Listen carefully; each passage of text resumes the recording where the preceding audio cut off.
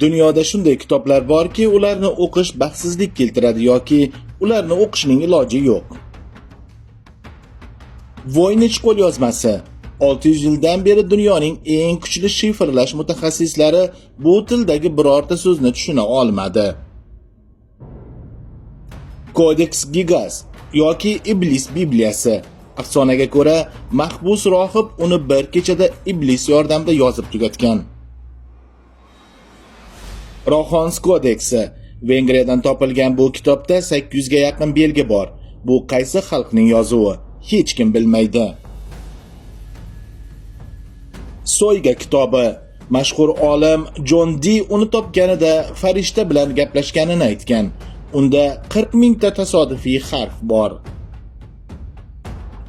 Codex Serafianus. Bu dunyoda mavjud bo'lmagan hayvonlar va o'simliklar ensiklopediyasi. Uni o'qish tush ko'rishga o'xshaydi. Bu kitoblar shunchaki prankmi yoki biz bilmagan qadimgi sivilizatsiyalar xabarimi? Eng dahshatlisi, bu kitoblarning ba'zilari hamon o'z muallifini va tilini sir saqlamoqda. Siz qaysi birini o'qib ko'rishga botinardingiz? Fikringizni yozing. Qo'shimcha manbalar va ma'lumotlar Telegram kanalimizda.